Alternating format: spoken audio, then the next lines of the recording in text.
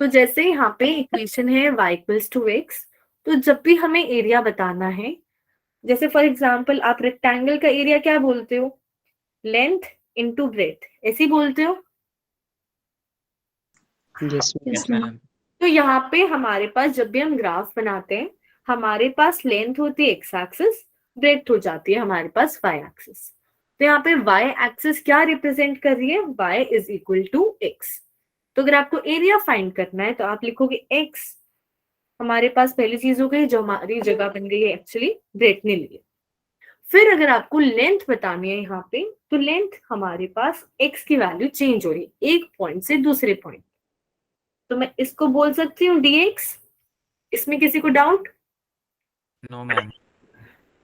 अगर मेरे पास एक छोटी सी चेंज वैल्यू है x की, मतलब यहाँ पे लेंथ जो है उसको मैंने लिख दिया dx। अब इस क्वेश्चन में कितनी वैल्यू चेंज हो रही है? 2 से 6 तक, तो उसको हम बाद में पुट करेंगे। तो ये क्या है? एक छोटे से रेक्टेंगल का एरिया। अब अगर मेरे को ज्यादा बड़े रेक्टेंगल का एरिया या बहुत सारे रेक्टेंगल्स का एरिया जोड़ना है, तो मैं इसे इंटीग्रेट करती हूँ। और इंटीग्रेट करते हुए जिसके साथ भी डी लगा हुआ है उसको देखना है उसकी वैल्यू कहाँ से कहाँ तक जा रही है। जैसे x की वैल्यू यहाँ पे गई 2 से लेके 6 तक, तो यही आपकी लिमिट होगी। जो स्टार्टिंग वैल्यू है वो हमारी हो गई 2, जो फाइनल वैल्यू है वो हमारी हो जाएगी 6। और अब हम लोग इंटीग्रेशन कर सकते हैं यहाँ पे एक्स स्क्वेयर बाय 2 और लिमिट लगा देंगे 2 से 6 तक। अब पहले आप बोलो विशाली, कहाँ पे डाउट है?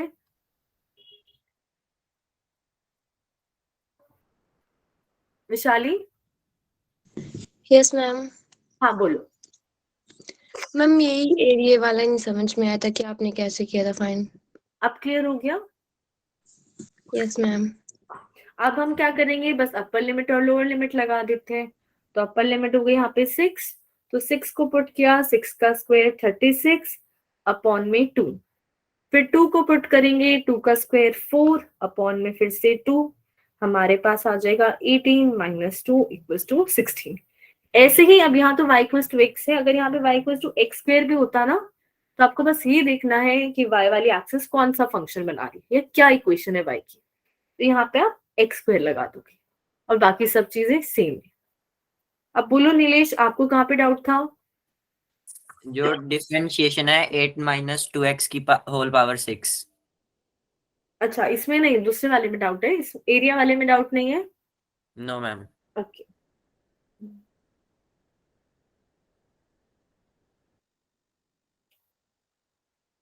डेरिवेटिव बोलो ना।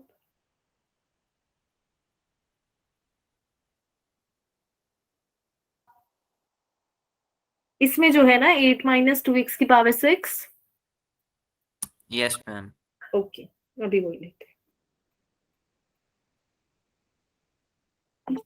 क्वेश्चन नंबर 7 ने पूछा है नीलेश ने, बाकी सब लोग भी देख लो। हमारे पास है 8 माइनस 2x की पावर 6 और इसका डेरिवेटिव फाइंड करना है। तो सबसे पहले कौन सा फंक्शन लगा हुआ है नीलेश यहाँ पे?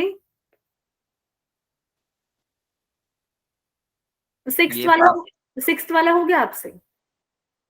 यस, ये a प्लस बी का होल स्क्वायर किया फिर उसकी डिफरेंशिएशन कर दी। हाँ, उसमें भी आपने चेन रूल नहीं लगाया ना। हाँ तभी। ठीक है, इसमें देखो पावर 6 में हम लोग चेन रूल लगा सकते हैं। सबसे पहले है x की पावर n, उसका डेरिवेटिव क्या होगा? n आगे चला जाएगा और -1 हो जाएगा। हाँ, तो n यहाँ पे 6 है, 6 को आगे ले गई और इस पूरे की होल पावर एक डिक्रीज हो गई। पर क्योंकि यहाँ पे x नहीं है, कोई चेंज आ गया है 8 माइनस 2x, तो साथ में इसका डेरिवेटिव लेंगे और उसको मल्टीप्लाई कर देंगे। यही होता है chain rule Nilesh. Yes ma'am. तो अब इसका डेरिवेटिव क्या आएगा जो राइट साइड में टर्म है? 0 माइनस 2। 0 माइनस 2। तो हमारे पास फाइनल आंसर बन गया 6 इंटू 8 माइनस 2x इंटू -2। अब क्लियर है? इसकी पावर 5 आएगी, 8x हाँ माइनस 2 है। सॉरी सॉरी, हाँ 5 आएगी बस। यस मैम, क्लियर है। तो सबसे पहले ये देखना है कि बाहर कौन सा फंक्शन है, और अगर अंदर खाली x है तो एज इट इज हो जाएगा। पर अगर x की जगह कुछ भी बदला हुआ है तो आपको उसका भी साथ में डेरिवेटिव मल्टीप्लाई करना पड़ेगा। बाकी लोगों को भी समझ आया है ये?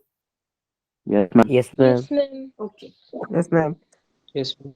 अब और क्या डाउट है आप लोगों को वो बता दो। वेक्टर्स का असाइनमेंट ट्राई किया? हाँ ना बोल दो, डांट थोड़ी मार रही हूँ।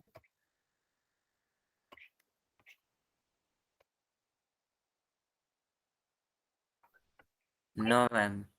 हाँ तो यही बोलना था कि नहीं किया ट्राई, कोई बात नहीं। एग्जाम चल रहे हैं अभी स्कूल में? No, ma'am. खत्म हो Yes, गए। ma'am. एग्जाम भी No, नहीं ma'am. चल रहे, अच्छा, फिर अभी पार्टी के मूड में हो, है ना? अभी न्यू ईयर का हैंगओवर नहीं गया? अच्छा, मैं यहाँ पे कुछ क्वेश्चन देती हूँ आपको, बस एक बार, क्योंकि बीच में गैप आ गया है तो देखते हैं उसका। हैंड रेज करके सब लोग आंसर करना प्लीज। 3x⁻⁻5, इसका आपको डेरिवेटिव करना है एक बार, और एक बार इंटीग्रेशन। पहले आप लोग ट्राई करो, 1 मिनट का टाइम ले रही हूँ मैं फॉर डेरिवेटिव, और हैंड रेज कर देना। अब मेरे को सिर्फ 2-3 स्टूडेंट्स नहीं चाहिए, प्लीज बाकी लोग भी हैंड रेज कर दो।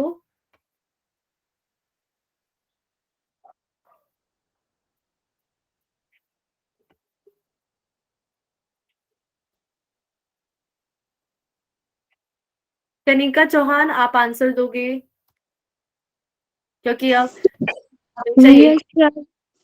हाँ बोलो Kanika. Ma'am, -15x raised to power -6 derivative. हाँ करेक्ट। तो इतने अच्छे से आपको आंसर आता है, इतनी जल्दी निकाल लेती हो, तो हैंड रेज क्यों नहीं करते हो? इस ऑनलाइन वाले में भी हाथ दर्द करते हैं। जब हम डेरिवेटिव लेंगे तो हमारे पास ये -5 पावर सामने आ जाएगी मल्टीप्लाई में, तो हमारे पास आएगा 3 × -5, और एक पावर डिक्रीज हो जाती है, तो पहले से ही वो -5 है, तो -5 -1 -6 हो जाएगा। अब इंटीग्रेशन का आंसर कौन देगा?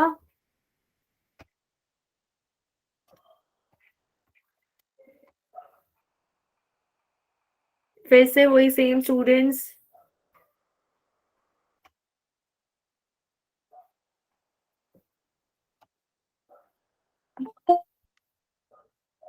अगर फॉर्मूला याद नहीं है तो प्लीज वो भी बता देना, मैं साथ में आपके रेफरेंस के लिए फॉर्मूला भी लिख दूंगी।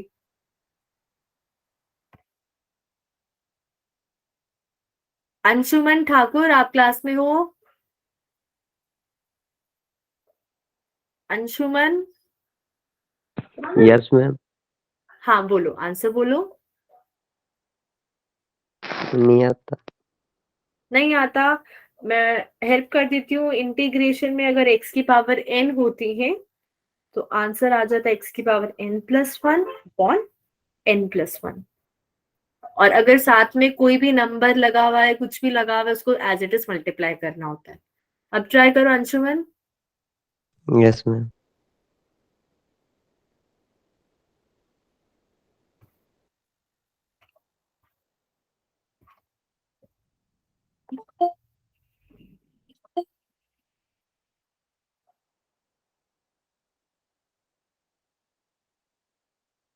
आप कर रहे हो सॉल्व? फिर से बता Yes, दो एक ma'am. बार।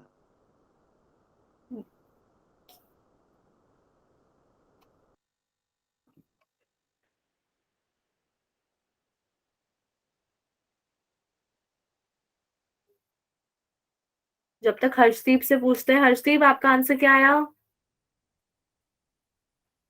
Ma'am 3x-4 upon -4। Correct, 3x-4 upon -4।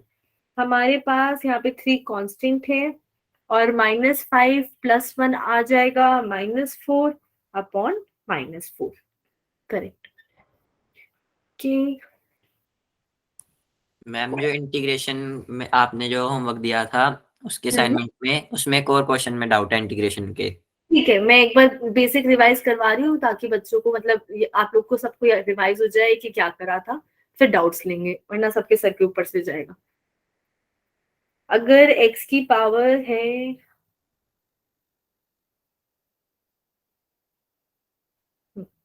इसका इंटीग्रेशन क्या होगा?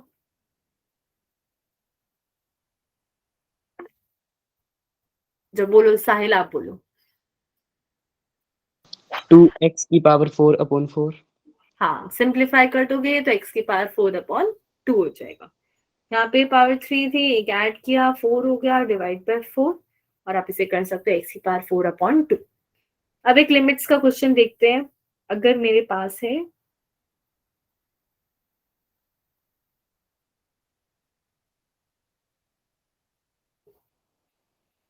सॉरी 0 से 1 और इसका इंटीग्रेशन करना है।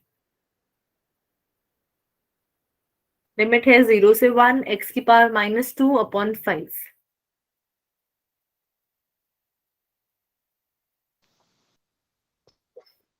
मैम क्वेश्चन शुरू से लिखना। अब एक सेकंड में फिर से लिख देती हूँ। x की पावर -2/5, लिमिट है 0 से 1 एंड dx। अब जिसको आता है हैंड रेज करते जाओ।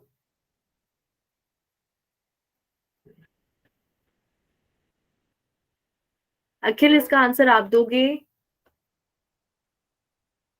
हम नहीं आ रहा है। नहीं आ रहा है तो बोल क्यों नहीं रहे हो कि नहीं आ रहा है? मेरे को तो मैम शक्लें भी नहीं दिख रही, सबके कैमरे ऑफ है। बोलो बोलो, क्या बोल रहे थे आप? मैं कुछ नहीं, एक बार फिर से बता दो। नॉर्मल इंटीग्रेशन वाला आ गया था जो इससे पहले करवाया था। मैम तो मैम मैं एनएसएस के 7 डेज कैंप के लिए गया था ना, तो आज मेरी फर्स्ट क्लास थी है। ओके, तो जब भी हम इंटीग्रेशन करते हैं x की पावर n का, तो हमारे पास इंटीग्रेशन के बाद पावर एक इंक्रीज हो जाती है, डिनोमिनेटर में वही पावर जो भी है वो आ जाती है। तो अगर यहाँ पे x की पावर -2 है, इसकी पावर एक इंक्रीज करूंगी तो कितनी बन जाएगी पावर?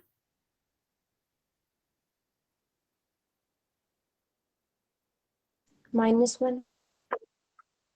-1 बन जाएगी। हमारे पास -2 थी, उसमें हमने 1 को ऐड करा तो x की पावर -1 आ जाएगी। और यही जो भी नंबर है जो पावर में लग गया उसी को डिनोमिनेटर में रखना है। तो x की पावर -1/-1 जो यहाँ पे 5 हो गया। अब लिमिट पुट करने के बाद क्या वैल्यू आएगी? बोलो नीलेश। -1/5। -1/5। आप इसमें लिमिट पुट करोगे तो अपर लिमिट पहले लगाओगे फिर लोअर लिमिट। जैसे ही आपने 1 लगाया, आपके पास आया 1 की पावर -1/5। लोअर लिमिट तो 0 ही है, तो उससे कोई फर्क ही नहीं पड़ेगा। आंसर आ गया -1/5। कुछ समझ आया अखिल? Yes ma'am. हमारे पास जब भी लिमिट लगी हुई होती है तो पहले हम अपर लिमिट जो ऊपर वैल्यू है उसको पुट करेंगे, और फिर जो नीचे वैल्यू है उसको पुट करके और दोनों का आपस में सब्ट्रैक्ट करते हैं। अब बताओ नीलेश, पहले आप बताओ कौन सा डाउट है आपका? सिक्स्थ लिमिट्स वाले में, दूसरे वाले असाइनमेंट में? हाँ जी सेकंड असाइनमेंट।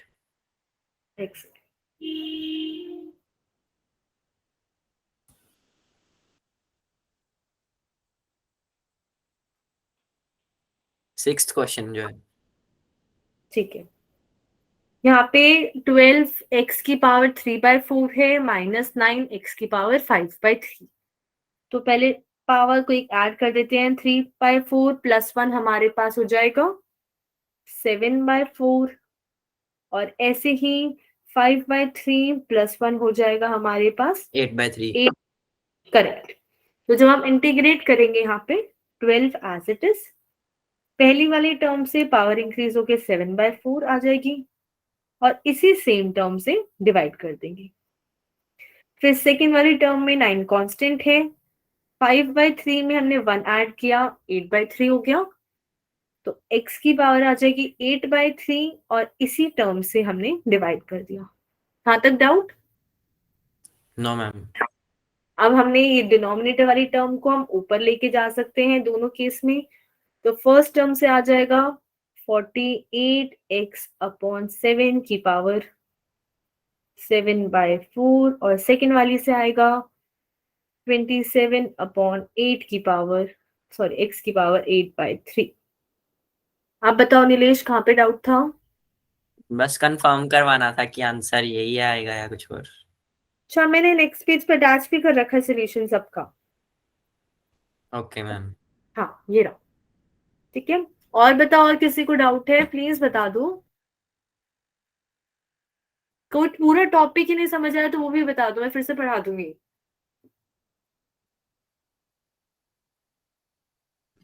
इंटीग्रेशन बता दो एक बार। इंटीग्रेशन बता दूं, ठीक है। तो जो लोग एब्सेंट थे या जिन लोग का मिस हुआ है वो भी देख लो।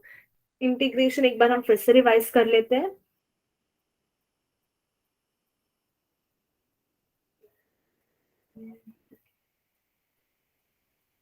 इंटीग्रेशन का मतलब होता है छोटे छोटे पार्ट्स को जोड़ना।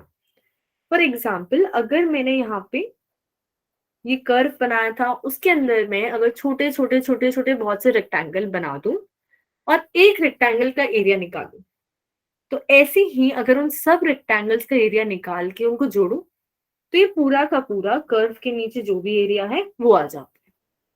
तो जैसे मैंने अभी बताया था, एरिया ऑफ रेक्टेंगल होता है लेंथ इंटू ब्रेथ। तो यहाँ पे हमारे पास क्या आएगा,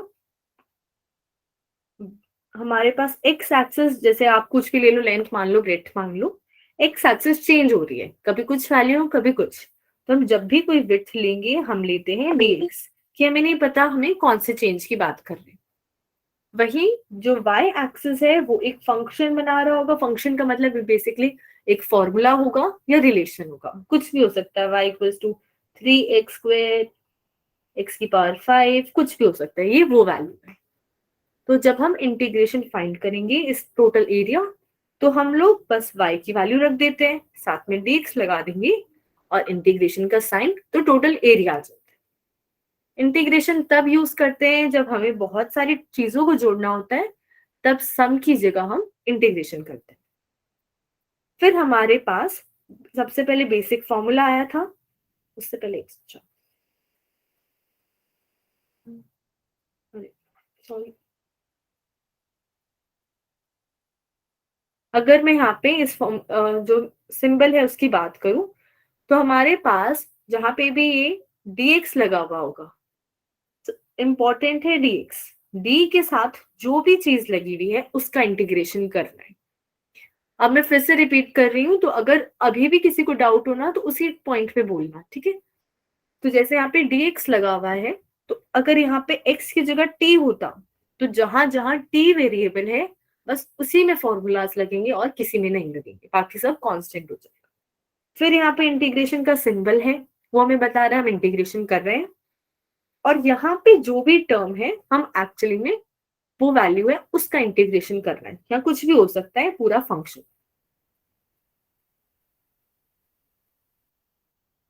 दूसरी चीज, इंटीग्रेशन जो है डेरिवेटिव का अपोजिट होता है।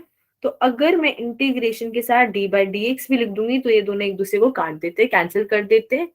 जैसे plus minus, plus one minus one zero हो जाता है, ऐसे यहाँ पे इंटीग्रेशन और डेरिवेटिव को जब मैं कर दूंगी तो वो कोई इफेक्ट नहीं करता। फिर हमारे पास आता है सबसे बेसिक फॉर्मूला इंटीग्रेशन का, वो होता है कि अगर मेरे पास कोई भी वेरिएबल है जिसकी पावर n है, पर कंडीशन देखो यहाँ पे x का ही मैं इंटीग्रेशन कर रही हूँ तो x की पावर n होनी चाहिए। अगर t की पावर n है तो हम ये फॉर्मूला यूज नहीं कर सकते। तो मैंने सबसे पहले पावर को एक इंक्रीज किया और जो भी वैल्यू आएगी पावर की उससे डिवाइड करेंगे, और एक ही जो कांस्टेंट है ये हम हमेशा ऐड करते हैं। ये कांस्टेंट का मतलब है कि हमें नहीं पता कि स्टार्टिंग पॉइंट 0 असली में है या नहीं है, हो सकता है कोई और नंबर उसमें बार बार जोड़ना था, उसकी जगह ये कांस्टेंट रखते हैं। अब ये जो फॉर्मूला है ये सारी वैल्यूज के लिए पॉसिबल है एक्सेप्ट पावर जब -1। जैसे ही पावर -1 हो जाएगी, हमने -1 में 1 को ऐड किया, जो ऊपर वाली टर्म है वो तो आ गई x की पावर 0 और डिनोमिनेटर में आ जाता है फिर से 0, तो ये नॉट डिफाइन हो जाएगा। तो इस केस में हम लोग फॉर्मूला अलग यूज करते हैं। हमारे पास फॉर्मूला होता है कि x की पावर -1 का इंटीग्रेशन log x। अब यहाँ पे इनडेफिनिट इंटीग्रल लिखा है, दो टाइप के इंटीग्रल होते हैं, एक विद लिमिट्स, एक विदाउट लिमिट। तो यहाँ पे कोई हम लिमिट नहीं लगा रहे कि कहाँ से कहाँ तक हमें कैलकुलेट करना है। फिर यहाँ पे कुछ एग्जाम्पल लिए थे, जैसे एक ले लेते हैं x की पावर 11। तो 11 का जैसे इंटीग्रेशन करेंगे 11 प्लस 1 पावर हो जाएगी 12 और 12 से ही हमने डिवाइड कर दिया। अब x की पावर 8 लिया था और ये एक और एग्जांपल। अब अगर हमारे पास एक्सपोनेंशियल टर्म है तो उसका इंटीग्रेशन भी एज इट इज होता है, जैसे डेरिवेटिव एज इट इज होता है ऐसे इंटीग्रेशन भी e की पावर x का e की पावर x ही होता है। अब अगर हमारे पास दो टर्म्स एडेड हैं और उनका इंटीग्रेशन कर रहे हैं तो उससे कोई फर्क नहीं पड़ता, आप पहले एक का करोगे और फिर दूसरे का और उन दोनों के आंसर को आप ऐड कर दोगे। इशू यहाँ तक कोई डाउट है आपको? No ma'am. ठीक है। अब अगर कोई भी कांस्टेंट मल्टीप्लाई है, जैसे यहाँ पे 2 मल्टीप्लाई हो रखा है एक्स स्क्वायर के साथ, तो उस कांस्टेंट को आप हमेशा बाहर ले सकते हो और बाकी की चीजों को कैलकुलेट कर जो भी फॉर्मूला है उसको यूज करके। फिर अगर हमारे पास ट्रिग्नोमेट्री के फंक्शंस देखें, उनका इंटीग्रेशन क्या होता है, तो आप ऐसे भी याद रख सकते हो कि डेरिवेटिव, अगर आपको याद है कि साइन का डेरिवेटिव होता है कॉस, तो अगर आप यहाँ पे इंटीग्रेशन लगाओगे दोनों साइड तो यहाँ से तो सारी टर्म कट हो जाएंगी और हमें वापस से फिर से वही फॉर्मूला मिल जाएगा जो यहाँ पे है। तो अगर आपको डेरिवेटिव भी याद है तो भी आप इंटीग्रेशन का इजीली याद कर सकते हो, दोनों एक दूसरे के उल्टे होते हैं। अब यहाँ पे कुछ कंपैरिजन था, तो इंपॉर्टेंट पॉइंट ये था कि कांस्टेंट का डेरिवेटिव 0 होता है पर कांस्टेंट का इंटीग्रेशन x होता है। ठीक है, जैसे यहाँ पे कांस्टेंट था तो वो चेंज नहीं हो रहा है, पर जब भी मैंने यहाँ पे जैसे 2 इंटू dx लूंगी मैं, तो ये 2 तो कांस्टेंट है और यहाँ पे इंटीग्रेशन में एक x टर्म एक्स्ट्रा आती है। ये वाला इंपॉर्टेंट पॉइंट था। फिर लॉग, बाकी सारे फॉर्मूलेस तो वही हैं जो भी पहले बताए थे कि इंटीग्रेशन और डेरिवेटिव में उल्टा हो जाता है। यहाँ पे कुछ असाइनमेंट क्वेश्चंस थे। फिर हमारे पास आता है डेफिनेट इंटीग्रल, मतलब जिसमें हमने लिमिट लगा दी स्टार्टिंग और एंडिंग पॉइंट। जो हमारे पास स्टार्टिंग पॉइंट होता है उसको कहते हैं लोअर लिमिट, एंडिंग वाले को कहते हैं अपर लिमिट। जैसे यहाँ पे ग्राफ बना हुआ है, तो इस ग्राफ में अगर मेरे को एरिया यहाँ से यहाँ तक का फाइंड करना है तो ये मेरी हो गई लोअर लिमिट और ये वाली हो गई मेरी upper limit.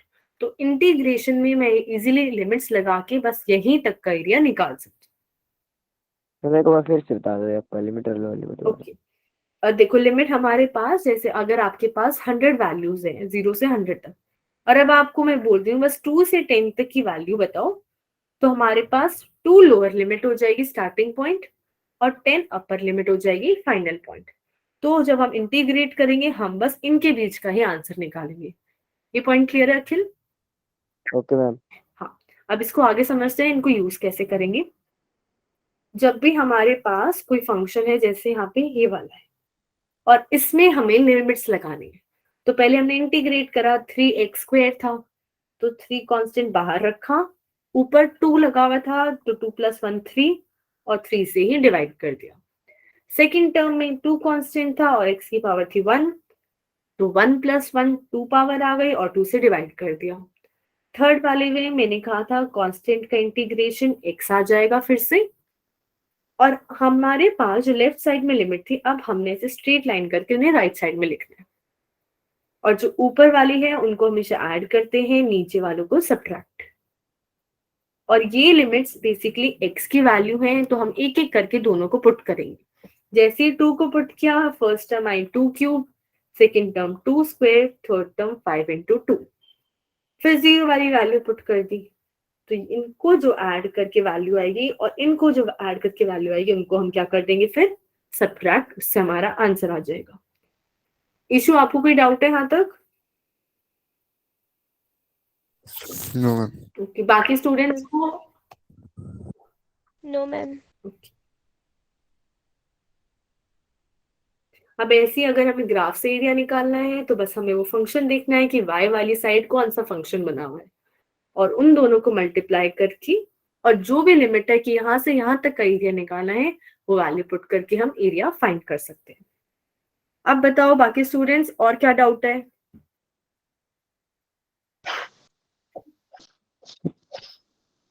Ma'am assignment 1 answer की बताना। क्या बोल रहे हो साहिल? मैम असाइनमेंट 1 की आंसर की। इसी वाले में assignment 1। Yes ma'am. Okay,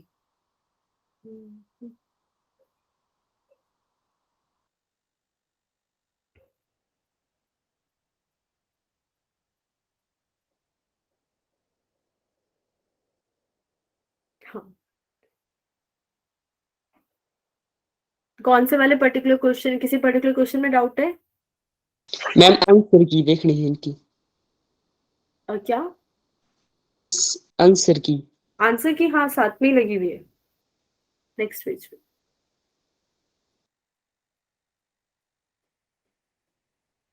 yes ma'am.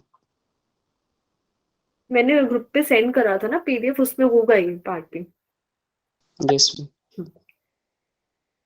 बाकी लोग कोई तो बोलो, कोई डाउट नहीं है? जो इंटीग्रेशन में 8 क्वेश्चन है उसमें ln(x) का यूज किया गया है। 8th वाले में 1/x√x।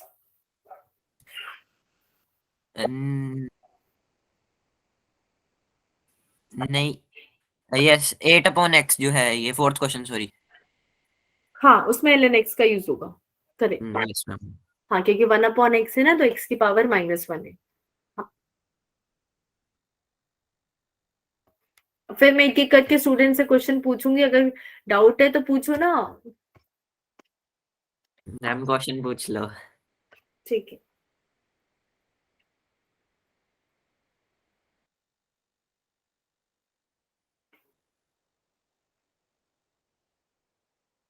sin x³ का डेरिवेटिव क्या होगा?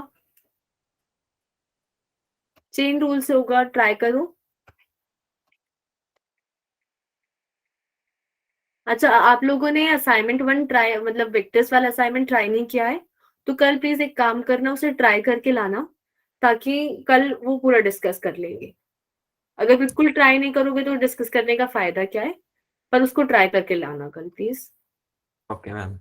मैं किसी से पर्सनली क्वेश्चंस नहीं पूछूंगी, उसको डिस्कस कर लूंगी, पर पहले एक बार थोड़ा तो पढ़ के आना उसे।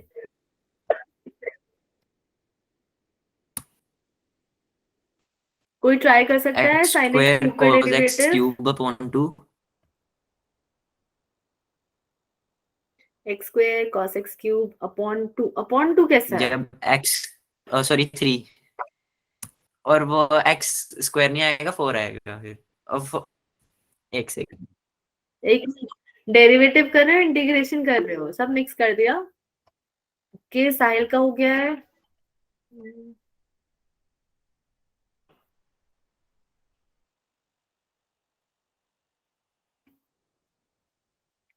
नवीन शर्मा, आप क्लास में हो? यस मैम, आप ट्राई कर सकते हो। कर रहा था।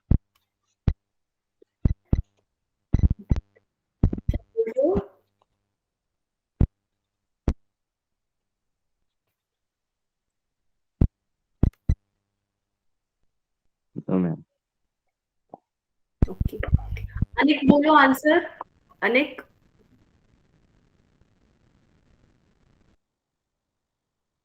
अनिक जसरोतिया। मैम 3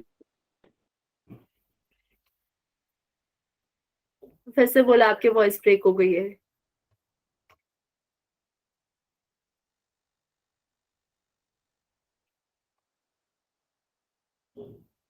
हर्षदीप, आप बोलो। 3x² cos x³ correct. हमारे पास सबसे पहले यहाँ पे देखना है बाहर चीज फंक्शन कौन सा है। जैसे यहाँ पे साइन चीज है मेन, तो साइन का डेरिवेटिव करेंगे कॉस। और मैंने कहा था एंगल जो भी लगा हुआ है वो एज इट इज रख दो यहाँ पे, cos x³। अब पर यहाँ पे कुछ ना कुछ चेंज है, x में क्यूब कर दिया है, तो साथ में इसका डेरिवेटिव लेंगे d/dx x³। तो हमारे पास आएगा 3x² cos x³। सबको समझ आया? Yes ma'am. एक बार फिर से बोलना।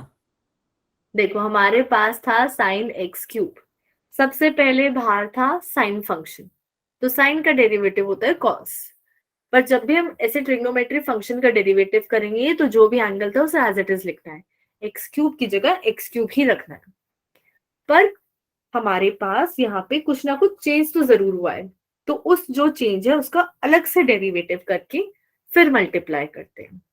और एक्स क्यूब का अगर आप डेरिवेटिव करोगे 3 सामने आ गया, एक्स की पावर 1 डिक्रीज हो गई, 2 हो गई, 3x² cos x क्यूब। समझ आया नीलेश? Yes ma'am. ओके, बाकी लोगों को समझ आया? Yes, ma'am. Yes ma'am. तो अगर ये वाला आया है तो tan का डेरिवेटिव होता है secant स्क्वायर x, ठीक है? तो tan x की पावर -1।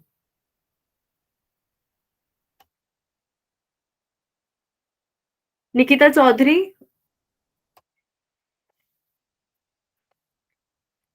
निकिता,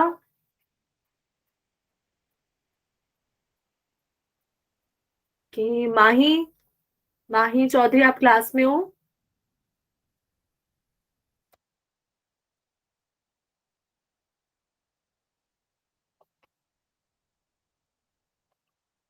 अरे ऑफलाइन क्लास होती तो मैं ये सोचती कि ठीक है मैं तुम्हें थप्पड़ मारूंगी, डांटूंगी। ऑनलाइन क्लास में भी क्यों नहीं आंसर करते हो? कोई कुछ थोड़ी होएगा।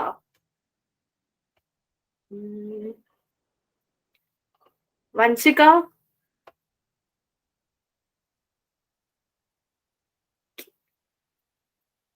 कोई नहीं बोलेगा।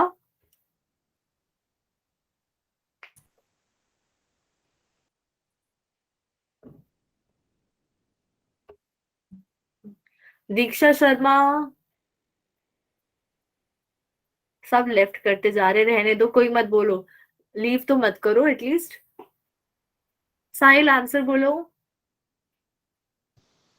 Minus secant square x multiply x की पावर -2। -secant स्क्वायर x की पावर -2, करेक्ट। हमारे पास tan था सबसे पहले, tan का डेरिवेटिव हो जाएगा secant स्क्वायर x। तो हमने लिखा secant स्क्वायर और जो भी एंगल है उसको एज इट इज कर दिया, x की पावर -1। अब क्योंकि कुछ ना कुछ चेंज तो हुआ, x में पावर चेंज है, यहाँ पे 1 नहीं है -1 है, तो साथ में उसका डेरिवेटिव निकालेंगे x की पावर -1 का। जब आप डेरिवेटिव निकालोगे माइनस सामने आ गया और एक जो पावर है वो हमारे पास डिक्रीज हो जाएगी, तो x की पावर -2 आ जाएगा। किसको डाउट है इसमें?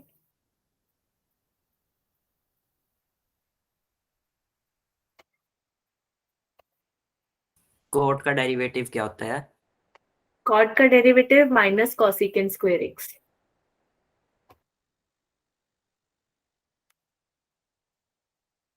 निखिल आप स्ट्राइक पे चले गए?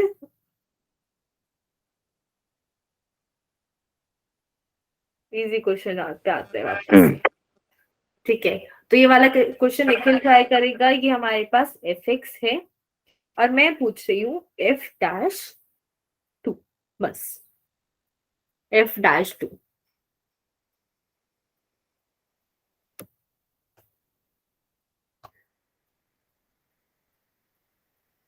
और लोग भी जो करते चाहे हैंड रेज कर सकते हो।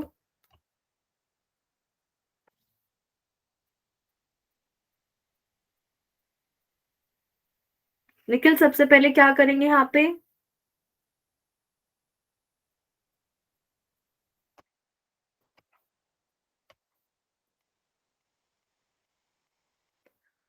ईशु आप बोलो सबसे पहले क्या करेंगे? Ishu, Yes, ma'am.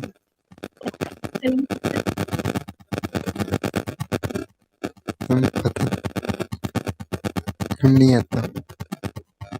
हम 2 की वैल्यू पुट करनी है x में। ऊपर जब डैश लगाते हैं तो उसका मतलब क्या होता है? ऊपर डैश लगाते हैं इसका मतलब होता है डेरिवेटिव। सबसे पहले डेरिवेटिव करना है फिर 2 पुट करना है। बताओ पहले डेरिवेटिव का आंसर क्या आएगा?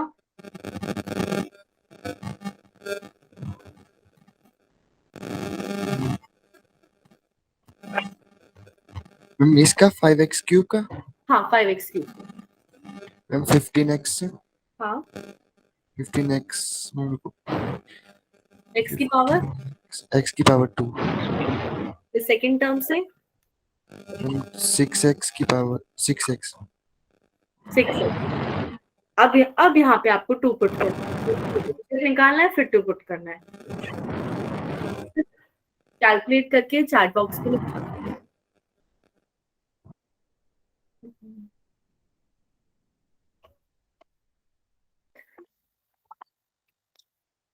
तो जब भी हमें डेरिवेटिव यहाँ पे डैश लगा हुआ है तो डायरेक्ट 2 मत पुट करना, पहले आप लोगों को डेरिवेटिव निकालना है।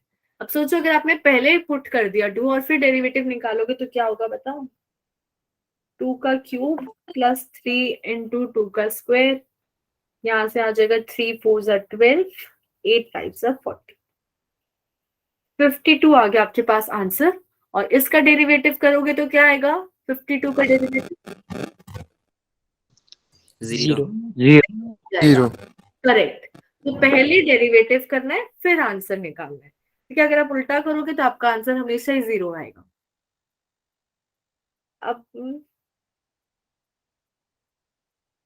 अब इजी सा लिमिट्स का क्वेश्चन करते हैं। सेम ही दे देती हूँ, 5x क्यूब प्लस 2x, पर इंटीग्रेशन करना है और लिमिट है 1 से 2। सब लोग ट्राई करो प्लीज। मैं 2-3 मिनट्स का टाइम दे देती हूँ, पूरा इंटीग्रेट करो फिर वैल्यू निकालो। जिसकी जो भी वैल्यू आ रही है वो चैट बॉक्स में कर सकता है। 5x की पावर क्या है? 5x की पावर 3 है, सॉरी 3।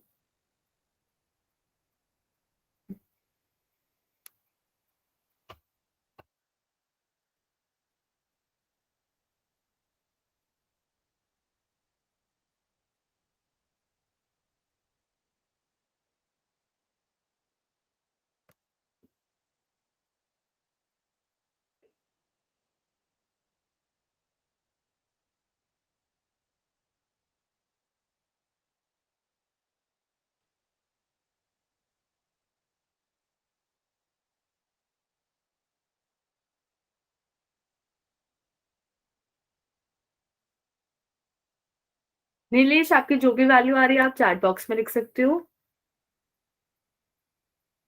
हाँ, मैं सारे स्टेप्स करवाऊंगी इसके, पहले एक बार सबको ट्राई करने दो। जिसकी जो भी वैल्यू आ रही है बस चैट बॉक्स में लिखते जाओ, मैं नहीं पूछ रही किसी से क्या प्रोसीजर कर रहे हो।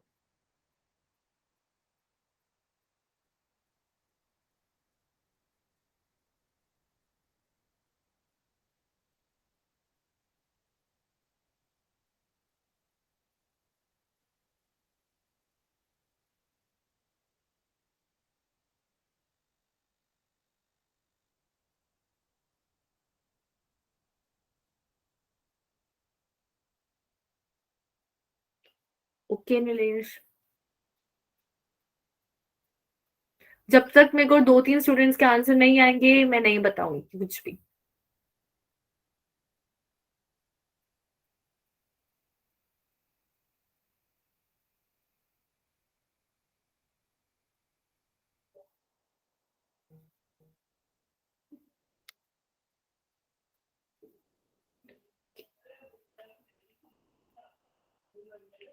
तो हम लोग ये वाला क्वेश्चन देखते हैं एक बार। Very good everyone. सबसे पहले हम लोग जब इंटीग्रेट करेंगे तो x की पावर फर्स्ट टर्म में 3 है तो पावर एक इंक्रीज हो जाएगी, x की पावर 4/4। सेकेंड टर्म से हमारे पास आएगा 2 इंटू एक्स की पावर 2/2। अब जैसे हम ये करेंगे हम लिमिट्स को राइट साइड लेंगे 1:2। अब इस 2 से इस 2 को कैंसिल कर सकते हो आप लोग। और अब हम लिमिट्स पुट करेंगे तो सबसे पहले अपर लिमिट 2 पुट करेंगे, 5 इंटू 2 की पावर 4/4 प्लस 2 का स्क्वायर विच इज 4। फिर आप लोअर लिमिट पुट करोगे, 5 इंटू 1 की पावर 4/4 प्लस 1 का स्क्वायर। जैसा आप देख सकते हो अपर लिमिट में से लोअर लिमिट को हमें सब्ट्रैक्ट करना है। अब 2 की पावर 4 क्या होती है? आप बस 2 को 4 बार मल्टीप्लाई करोगे और कुछ नहीं। 16 16 2 Yes, 2 ma'am. और 4 2 जा 8, 8 2 जा 16। तो हमारे पास फर्स्ट टर्म से आ जाएगा 5 इंटू 16 अपॉन 4 प्लस 4, ये आ जाएगा 24। तो मैं फर्स्ट टर्म की जगह लिख सकती हूँ 24। अब सेकंड वाली टर्म में हमारे पास आ रहा है 5/4 प्लस 1, क्योंकि 1 की पावर 4 1 ही होता है, तो यहां से आ जाएगा 9/4। अब जैसे यहाँ पे 9/4 लोगे आपको एलसीएम लेना पड़ेगा। आपने एलसीएम लिया तो 24 4 हो जाएगा 96 माइनस 9, और इससे आपके पास आ जाएगा 87/4। सो वेरी गुड सक्षम, आयुष, साहिल, केशव, आ गया नीलेश, समझ में मैम। ठीक है, वेरी गुड। तो बाकी स्टूडेंट्स भी प्लीज कमेंट, तो चैट बॉक्स में तो लिख सकते हो आंसर यार, मैं स्टेप्स थोड़ी पूछ रही हूँ।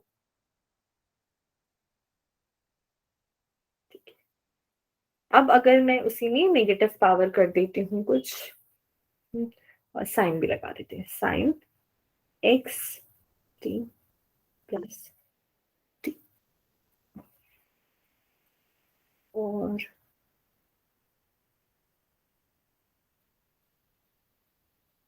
थोड़ा सा मुश्किल कर देते हैं, साइन π/4 है यहाँ पे, dt का इंटीग्रेशन हो रहा है और t है 0 से t। मेरे को सबसे पहले बताओ साइन π/4 का क्या करोगे?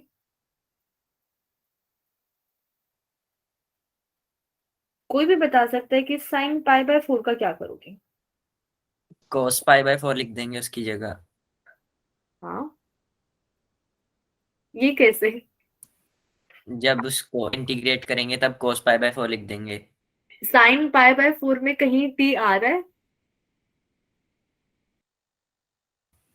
हम यहाँ पे इंटीग्रेशन t वेरिएबल का करेंगे, तभी मैंने जानबूझ के क्वेश्चन लिया। तो साइन वाले में आप देखो t तो नहीं आ रहा, t अलग से बाहर, साइन π/4 के साथ मल्टीप्लाई। साइन π/4 की क्या वैल्यू होती है? 1/√2। 1/√2। तो इसकी तो वैल्यू फिक्स है, चाहे आप इंटीग्रेट कर लो, डेरिवेटिव कर लो, ये तो कांस्टेंट हो गया है। तो आप इसको ऐसे भी कर सकते हो, t/√2 प्लस t dt और 0 से t। अब इंटीग्रेट कर दो, क्योंकि साइन वाले फॉर्मूले टर्म में कहीं पे t था ही नहीं, तो वो एक कांस्टेंट है। समझ आया है सबको? Yes ma'am ma'am. फिर से समझा देगा। देखो जहां पे भी जैसे हमने यहाँ पे इंटीग्रेशन कर रहे हैं, तो d के साथ t टर्म लगी है, तो जहां जहां पे t है बस उसी का इंटीग्रेशन कर सकते हो, बाकी सब कांस्टेंट हो जाएगा। तो आप इस वाली टर्म का इंटीग्रेशन कर सकते हो। मैम ये जो आपने इंटीग्रेशन लिखी t और 0 है, और मैम dt भी सबसे मल्टीप्लाई नहीं होगा फिर? कौन से वाला? जो फर्स्ट वाला है?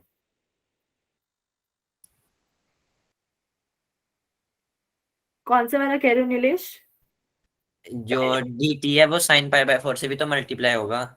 हाँ होगा। अच्छा रुको, एक तो मैंने लिमिट गलत दे दी आपको, t दे दी है 0 से 1, ठीक है। आप जो कह रहे हो उसका मतलब है t sin π/4 इंटू dt, यही कह रहे हो नीलेश? Yes ma'am. अब यहाँ पे t वेरिएबल है तो t का ही इंटीग्रेशन करना है। अब t यहाँ पर है, इसमें कहीं भी t नहीं है, उसको आप कांस्टेंट की तरह बाहर निकाल सकते हो।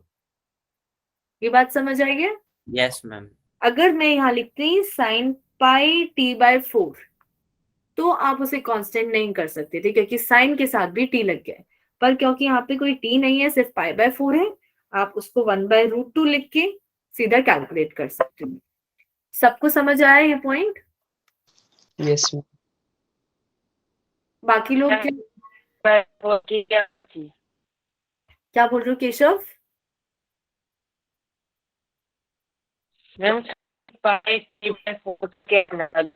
तो हमने π/4 की 1/√2 से की, जब पाई हमारा 180 तो उसको डिवाइड करके जो 45 डिग्री आएगी, तो पाई 180 है, 180 को डिवाइड किया 4 से 45 आ जाएगा। केशव आपकी वॉइस ब्रेक हो रही है, आपको जो डाउट है एक बार चैट बॉक्स में लिख दो।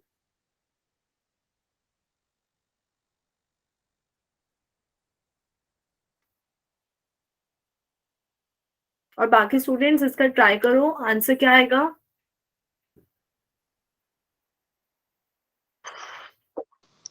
1/√2। कि साहिल कह रहा है 1/√2।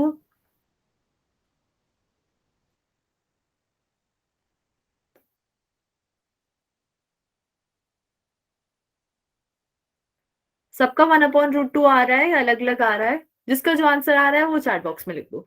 रूट नहीं लिखा जा रहा है तो उसे √2 ही लिख देना इंग्लिश में, R√2T। मैम अगर साइन πt/4 अगर एंगल होता तो आंसर क्या आता? उसकी वो अभी आप लोगों ने नहीं पढ़ा है, वो आप 12th में पढ़ोगे, इसके लिए फॉर्मूला होता है। जैसे डेरिवेटिव में प्रोडक्ट रूल होता है, इंटीग्रेशन में भी अलग रूल होता है। ठीक है, वो इतना हाई लेवल का मैथ्स फिजिक्स में यूज नहीं होगा, इसलिए हम उसे नहीं ले रहे। आप मैथ्स में पढ़ोगे उसे। क्लियर है केशव? Yes, ma'am. वहां पे दो टर्म्स इकट्ठी हो गई तो उसके लिए अलग से फॉर्मूला होता है। 1+√2/√2।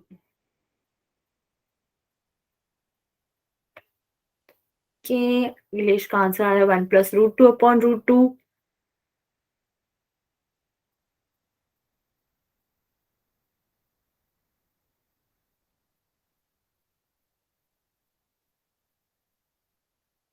आंसर में गड़बड़ है वैसे, जिन्होंने आंसर निकाला है।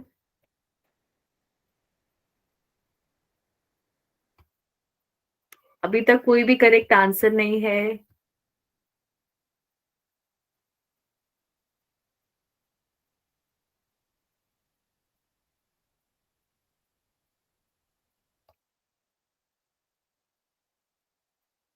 सबका जो भी आ रहा है प्लीज लिख दो चैट बॉक्स में। किसी का भी सही नहीं है अभी।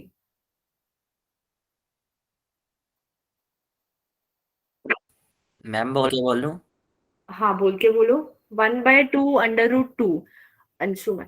ओके। 1/2√2 + 1/2। 1/2 √2 + 2 √2 नहीं 1/2√2 + 1/2। + 1/2। ठीक है, अब सही है। 1/2 √2। तो एक बार फिर से चेक करते हैं, देखो इसमें क्या करना है। जो आप लोगों ने केशव जो आपने किया, आई थिंक पहले नीलेश ने भी बोला था। तो यहाँ पे इंटीग्रेशन में आप भूल गए कि टी का इंटीग्रेशन होता है t²/2। तो सबसे पहले आएगा यहाँ पे t²/2 √2। फिर सेकेंड टर्म से आएगा t²/2। और अब आप लिमिट लगाओगे 0 से 1। तो जैसे ही आपने अपर लिमिट लगाई 1, आपके पास आएगा 1/2 √2 और सेकेंड टर्म से आएगा 1/2। और जब लोअर लिमिट लगाओगे तो वो तो सब कुछ 0 कर देगा, तो उसकी कोई वैल्यू ही नहीं है। तो आप टोटल आंसर लिख सकते हो 1/2 √2 1 + √2। क्लियर है सबको ये? Yes ma'am. Yes, ma'am. Anshuman आपको क्लियर है ये कैसे आया? क्या एरर था आपके वाले में? Yes. ठीक है, हमारे पास दो टर्म्स थी, दोनों का हमने पहले इंटीग्रेशन किया। और इम्पोर्टेंट चीज थी कि साइन के साथ जब तक t नहीं लगा हुआ, x नहीं लगा हुआ, तब तक उसका कोई इंटीग्रेशन करने का फायदा नहीं। अच्छा, छोटा सा क्वेश्चन देती हूँ। 2x t dt, इसका इंटीग्रेशन करना है।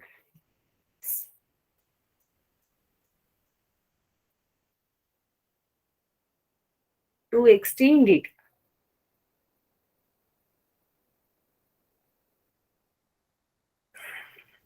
xt²/2। xt²/2। ये सामने वाला 2 कहाँ गया? सॉरी, नीचे 1 आएगा। xt²। 2x²। x। करेक्ट, जो बोल रहे हैं xt² या फिर 2xt²/2, उन सबका सही है। हर्षदीप बोलो आपका आंसर क्या आया? Harshdeep? Ma'am, xt²। xt²। Correct. Ishu? Yes ma'am, xt²। ठीक है, देखो हमने यहाँ पे x का इंटीग्रेशन नहीं करना है क्योंकि d के साथ t लगा हुआ है। तो सिर्फ t का ही इंटीग्रेशन करोगे, बाकी सारा कांस्टेंट हो गया। तो आप 2x को बाहर निकाल सकते हो और अंदर बचा बस t का इंटीग्रेशन।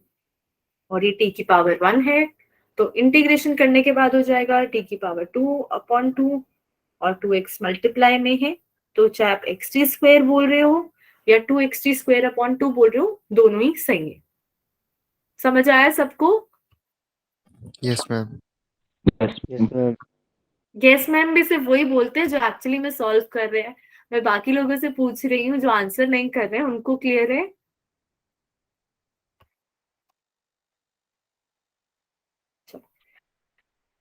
ठीक है, तो अभी इतना याद रखना प्लीज, कल असाइनमेंट जरूर सॉल्व करके लाना वेक्टर्स वाला।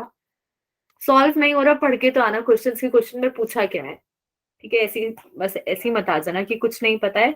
और क्वेश्चंस भी नहीं पढ़ने हैं तो वेक्टर्स के नोट्स पढ़ाना, ताकि क्वेश्चंस जो करवाऊंगी वो तो समझ आएगा। बोलो कुणाल।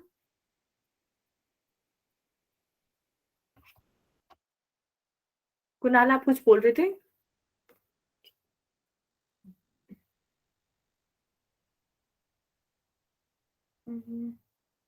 अगर मैं ये बोल रही हूँ कि मेरे पास है fx find x² find fx dx at x equals to 1। Easy सा क्वेश्चन है, मैंने fx की वैल्यू दे दी, फिर integration fx dx at x equals to 1।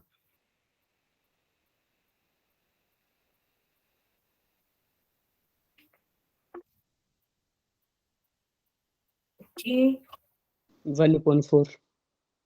1/4, ठीक है, करेक्ट आंसर है। देखो हमने यहाँ पे क्या करना है, पहले इंटीग्रेशन फाइंड करना है, फिर उसकी वैल्यू फाइंड करनी है एट x इक्वल्स टू 1। तो fx का जैसे ही आप इंटीग्रेशन करोगे आपके पास आएगा x की पावर 4/4, और अब आप इसमें वैल्यू पुट कर सकते हो 1, तो आपके पास आ जाएगा आंसर 1/4।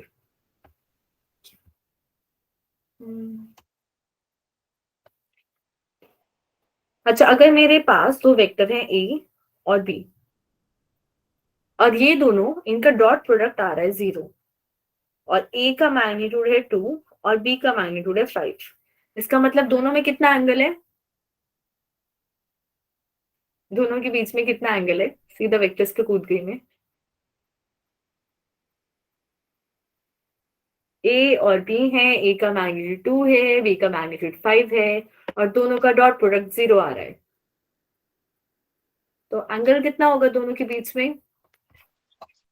मैम 90। 90 डिग्री। 90 होगा।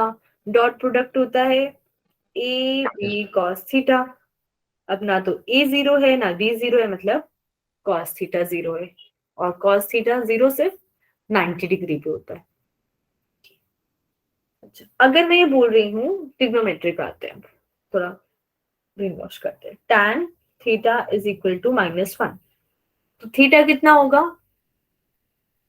सबसे छोटा एंगल बताना जिसके लिए पॉसिबल है। tan theta equals to -1।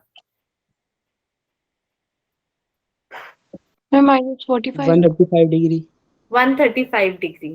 Vishali देखो, हम लोग एंगल पॉजिटिव वाला लेंगे कि क्लॉकवाइज एंटी क्लॉकवाइज चलते हुए, तो 0 से 90 में तो tan पॉजिटिव होता है, पर जैसे ही सेकेंड क्वाड्रेंट में जाएंगे tan 180 माइनस थीटा, हमें आंसर नेगेटिव मिलेगा। तो यहाँ पे थीटा, अगर मेरे को पॉजिटिव वाला आंसर चाहिए होता है 1, तो 45 डिग्री होता है, तो अगर नेगेटिव चाहिए तो हम 180 minus 45 which is equal to 135। समझ आया विशाली? Yes ma'am. बाकी लोगों को समझ आया ये कैसे आया? Yes ma'am. Yes ma'am. Okay, तो ऐसे ही जब भी आपको नेगेटिव एंगल निकालना है, सबसे छोटे वाला देखना है पहले, ये नहीं सीधा फोर्थ क्वाड्रेंट में पहुंच गए थर्ड में, पहले देखो फर्स्ट में है, सेकंड में है, थर्ड में है, या किस में है, तभी आगे जाना है। अब और किसी को कोई डाउट नहीं है तो आप चाहे नेक्स्ट क्लास के लिए ज्वाइन कर सकते हो अपनी। Okay. कल वेक्टर्स का असाइनमेंट डिस्कस करेंगे। Okay ma'am.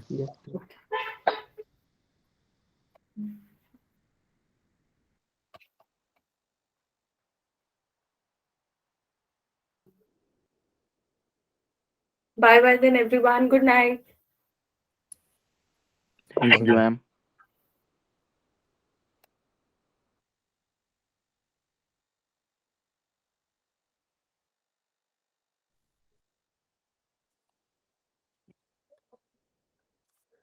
मैम